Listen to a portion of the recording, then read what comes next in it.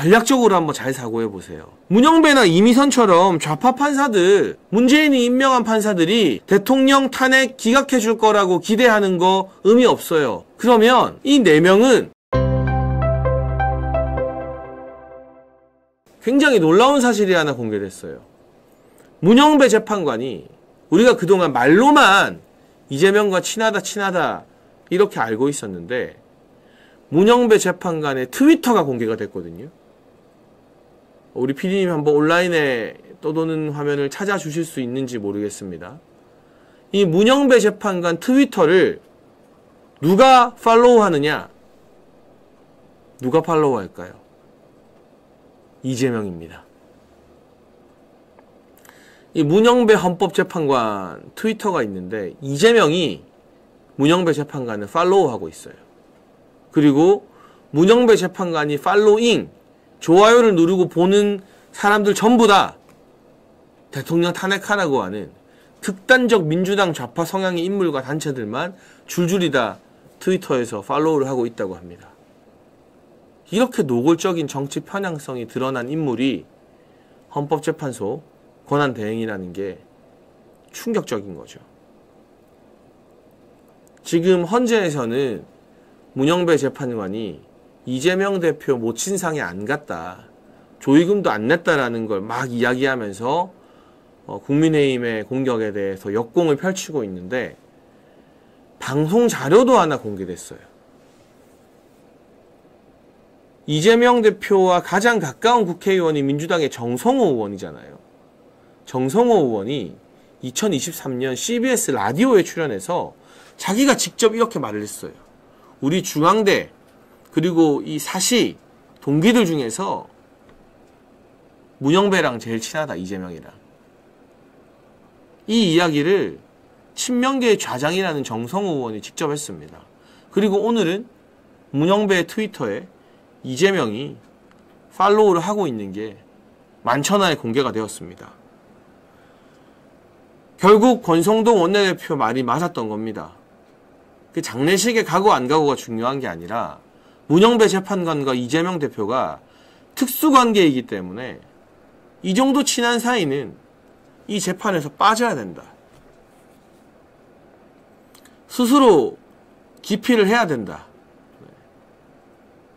근데 이제 헌법재판소가 이 재판관 기피 신청을 받아들일 가능성은 거의 없습니다. 정계선 재판관에 대해서도 대통령 측에서 기피 신청을 했지만 헌재가 그걸 기각했죠. 문영배 기피 신청, 저는 될 거라고 여러분들에게 거짓말로 약 팔지 않습니다. 우리가 아무리 말을 하고 몰아붙여도 문영배가 기피 신청 받아들이지 않을 겁니다. 기피하지 않을 겁니다. 그런데 이걸 이야기하는 게 왜 중요하냐? 그럼에도 불구하고 문영배와 이재명이 특수관계다, 아주 친하다, 서로 트위터 팔로우하는 사이다, 이런 걸 공개하고 압박하는 게 왜 중요하냐? 오늘 이진숙 위원장 탄핵을 기각한 보수 재판관들에게 우리가 버티라는 명분을 만들어주는 거예요. 이게 포인트예요, 여러분. 지금 우리의 목표가 대통령 탄핵 심판에서 8대0 받는 게 목표가 아니에요. 전략적으로 한번 잘 사고해보세요.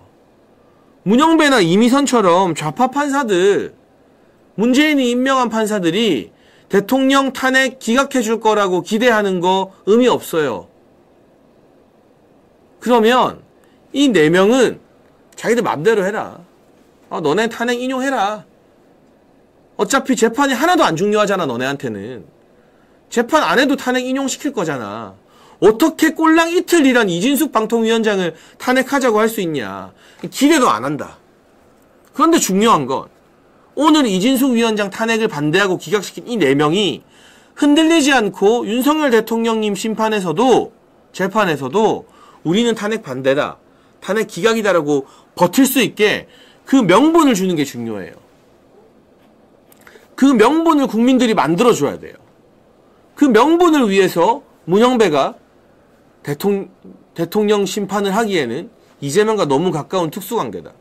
이재명과 절친이라고 정성호가 방송 나와서 인증했다. 그거 화면 전부 다 지금 인터넷에 돌거든요.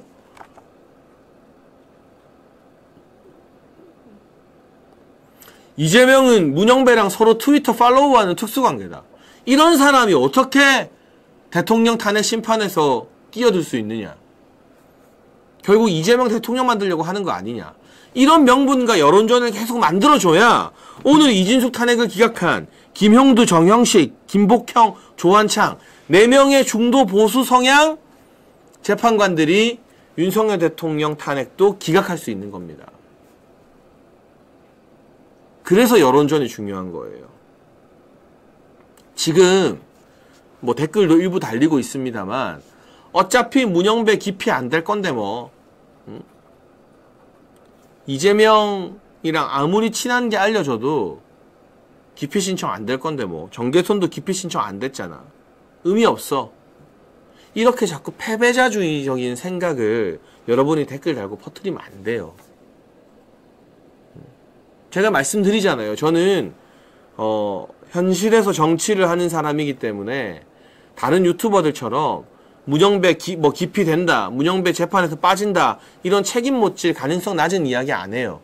인기가 없으면 없어도 현실 가능성 있는 이야기만 여러분께 합니다. 문영배는 기피 신청 안 돼요. 우리가 기피 신청해도 기피 안 할 거예요. 그치만 그런 노력을 계속하고 그런 이야기를 계속하면서 여론을 만들어 가야 김형두, 정형식, 김복형, 조한창이 좌파 판사들이랑 타협을 안 하고 야합을 안 하고 버틴다니까요. 그래서 우리가 벌써부터 패배주의에 빠져서 그래봤자 문영배는 못 건드린다 이런 말을 할 필요가 없는 거예요. 다 알고 있습니다. 문영배 못 건드리는 거. 그런데 헌법재판소 내부의 보수재판관들이 저 좌파 판사들을 불신하고 야 같은 헌재 재판관이지만 저 인간들 너무하네. 저런 사람들이 탄핵하자는 대로 우리가 끌려가면 되겠어? 이런 생각을 갖게 만드는 게 대통령 지키는데 가장 중요한 일인 겁니다.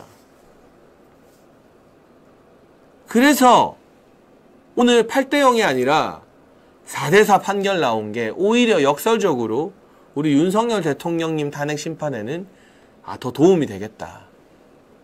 이게 만약 8대0이었으면 헌재 내부에서 뭔가 우리가 모르는 야합이 있는 거 아닌가, 타협이 있는 거 아닌가라고 오히려 의심할 뻔했어요. 저 문영배, 이미선, 정정미, 정계선이 우리가 이진숙 탄핵은 반대해 줄 테니까 윤석열 대통령 탄핵은 그 대신 보수 4명 너네도 우리 편 해서 8대0으로 그냥 깔끔하게 하자. 이런 설득을 할 줄 알았는데 오히려 이들이 너무 노골적으로 겨우 이틀 일한 이진숙 위원장을 탄핵시키겠다고 자신들의 본색을 드러낸 거잖아요. 점잖은 척하고 공정한 척하더니 이 이진숙 탄핵 4대4로 그 4명의 본색이 드러나 버린 거예요. 그러면 나머지 4명 보수재판관 4명이 치를 떨게 되고 저 사람들이랑은 뭘 같이 못하겠다. 저 사람들이 하자는 대로 내가 이끌려가지 않겠다. 라는 판단을 할 수 있기 때문에 오히려 우리 대통령님 탄핵 심판에서 3명만 지키면 되거든요. 4대4도 필요 없습니다, 여러분. 5대3만 나와도 됩니다. 그런 국면에서는 오히려 오늘의 결과가 더 유리하다라는 생각이 듭니다. 정정미는 윤석열 대통령이 임명한 사람 아닌가요? 라는 댓글이 있는데 제가 앞서 배경을 좀 설명해 드렸습니다. 김명수 대법원장이 추천을 했습니다.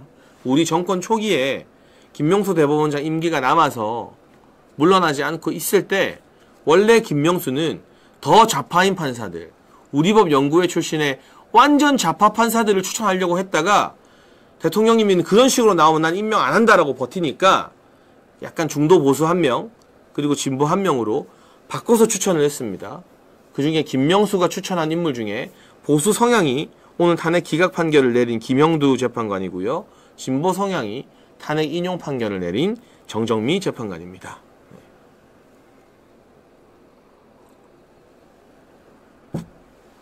그리고 한편으로는 이 4대4 판결이 오히려 대통령님 탄핵 심판에서는 긍정적이라고 말씀을 드렸지만 만약 최상목 권한대행이 한덕수 총리의 뜻을 그대로 받들어서 조한창 재판관과 정계선 재판관을 임명하지 않았다면, 6인 체제로 헌재가 구성되었다면, 우리가 지금 희망을 부여잡고 마음 졸일 필요도 없이 그 6명 중에 1명만 반대를 해도 탄핵이 기각되는 그런 상황이었습니다. 그런데 최상목 대행이 임명을 함으로써 이제 최소 3명은 우리가 기대해야 되는 상황이 되었는데요. 그렇기 때문에 더더욱 최상목 대행이 과거 사회주의 조직에서 활동하고 반국가 단체에서 활동을 했던 마은혁 판사에 대해서만큼은 자기가 죽으면 죽었지 절대로 임명하지 않겠다라는 그런 결기를 확실하게 보여줘야 될 것 같습니다. 지금 이진숙 위원장님의 이 탄핵 심판과 관련해서 헌법재판소 판사들의 성향과 임명 배경, 그리고 이런 결과가 오히려 우리 윤석열 대통령 탄핵 심판에 있어서는 훨씬 더 긍정적인 영향을 끼칠 수 있다라는 점 설명해 드렸고요.